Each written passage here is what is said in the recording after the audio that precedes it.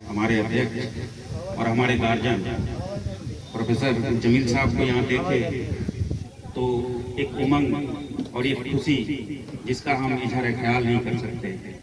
और साथ ही यहाँ लखनलाल जी को भी देख रहे हैं, हमारे पूर्व के प्रमुख साहब, वर्तमान के सभी मुखियागण, समिति और गणमान्य व्यक्ति और बाबर भाई को देखे हम, इनके जोश और खरोश को तो हम बिजली में देख चुके हैं।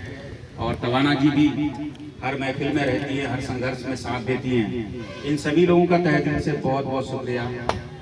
मैं एक छोटी सी बात आपके सामने रखना चाहता हूँ। कुछ जिम्मेदारियां हमारे लिए भी तय हैं जिनका निर्वाह हम सबको करना चाहिए। क्या हम ईमानदारी से उन जिम्मेदारियों की निर्वाह में अपने आप को खपाते हैं, लगाते हैं? ये सोच पैदा करना होगा।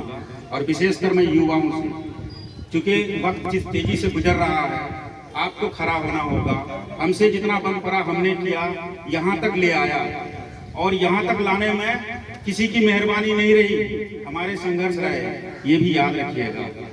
एक बात, जो अहम बात मैं आप लोगों के साथ कहना चाह रहा हूँ, टेरागात की जो पहली सड़क बनी थी वो 11 किलोमीटर सड़क बनी थी, लौचा पुल से मटियारी हाट बीचों बीच, और दोनों तरफ नदियां, और वो सड़क मेटल गिट्टी तमाम नाव के माध्यम से दोनों नदी के आर पार से उस पूरे सड़क को बनाया गया था। और ये मिसाल कायम इसलिए किया गया कि इबरत हो उन तमाम लोगों को कि एक अदना सा जिला परिषद चाहे तो 11 किलोमीटर सड़क बना सकता है, एक एमएलए एक एमपी चाहे तो क्या कुछ नहीं बना सकता है। उसका उदाहरण मैं हूँ।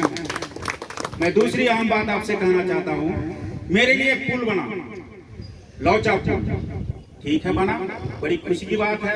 एक बड़ी आबादी को मुख्य धारा में लाने के लिए, उसके लिए जो संघर्ष किए तो किए, मगर प्रशासन और ठेकेदार और कंपनियों ने क्या किया, उसका माइनिंग साइड पश्चिम जानिब बनाया, जबकि 2 सड़कें आती थी लौचा तक, एक बिशनपुर से एक बहादुरगंज से, मगर सारे मालों का ढुलाई टेरागात से हुआ। आप लोग इस बात के गवाह होंगे।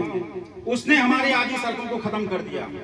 फिर दूसरी सड़क बनी, वो सड़क अभी बनी थी कि रेलवे का प्रोजेक्ट शुरू हुआ बीबीगंज से कलियागंज तक, इसमें जितना भी वर्किंग हुआ इसी सड़क से हुआ, ये सड़क खत्म कर दिया। मैं तीसरा उदाहरण बताना चाहूंगा, बाबर भाई यहाँ मौजूद है, अभी एक पुल मिला है हम लोगों को निसंद्रा घाट में, उनका माइनिंग साइड भी इसी पर रखा गया है, जो टेरागात से या फिर बहादुरगंज से इन तमाम सड़कों को खत्म करते हुए वहां तक जाएगी, जबकि उस पार 2 सड़कें हैं। एक जो आता है आपको वहां से, एक बिशनपुर से तो है ही है, दूसरा है आपको शीतल नगर से, 2 सड़कें आती है, मगर उनका माइनिंग साइड जो है वो इस पार रखा गया है, यहाँ की तमाम सड़कों को तोड़ने के लिए। इस पे नजरसानी कौन करेगा? एक आपको दूसरी बात बता रहा हूँ, 26 किलोमीटर सड़क बन रहा है झाला टू निसंद्रा, उनका मेटल कलियागंज वाली सड़क से क्यों नहीं आ सकता? उन सड़कों के बड़े बड़े गड्ढे, वो ट्रक भी डूब रहे हैं उसमें, फिर भी वो ठेकेदार रुकने वाला नहीं, मानने वाला नहीं। मैं हाथ जोड़ता हूँ, इतना ओवरलोडिंग मत ले जाओ, ये कुछ भी बचा हुआ है जो मेरी बाइकें जा रही है ये भी कल को नहीं जाएगा, आप ऐसा मत करो। कोई सुनवाई नहीं होता, प्रशासन कोई देखता नहीं। अभी डीएम साहब ने लेटर दिया है ओवरलोडिंग के बारे में, तमाम सीओ को, तमाम थानेदार को, आपने देखा इनको किसी ट्रक को चेक करते हुए? ये भी नजरसानी हम लोगों को करना पड़ेगा कि इस टेरागात के साथ इस तरह का सौतलापन क्यों होता है, इन्हीं के साथ सारा जुल्म क्यों होता है, ये असल विचार करने की जरूरत है। और दूसरी जो अहम बात है जो आप लोगों के सामने मैं रखना चाहूंगा, वो ये है कि रैली हो 6 तारीख को, बड़े तादाद में हो, मगर मुनज़्ज़म तरीके से हो, एक दायरा फिक्स हो, एक डिसिप्लिन हो, किसी को कोई तकलीफ ना हो, हुल्लड़बाजी ना हो, और जो हमारे बुजुर्ग यहाँ तय करेंगे उन्हीं के मार्गदर्शन में 1 इंच भी आगे पीछे ना हो, ये बहुत जरूरी है। उसकी वजह यह है कि हम लोग कभी दिल्ली घेराव में 20-25 हजार लोगों के साथ चले गए थे, और जब वहां पहुंचे तो वहां का इंतजामिया दूसरों के हाथ में चला गया, मेरे लोग मारे गए, बेघर हुए, तमाम गाड़ियां छूट गई, लोग तबाह बर्बाद हो गए। और मैं आज भी शुक्रिया अदा करना चाहता हूं प्रोफेसर जमील साहब का कि उन्होंने अगर आज उस दिन भी मेरा हम लोगों का साथ नहीं दिया होता तो कई लोग आज जेल में होते या केस झेल रहे होते। ये उसका मैं गवाह हूँ। मेरी भी गाड़ी वहां छूटी थी, मैं नहीं पाया। उस जमाने में बड़ी बात हुआ करती थी किसी के पास बाइक होना, वो 11-12 बाइक को आज तक पता नहीं चला वो कहां चला गया।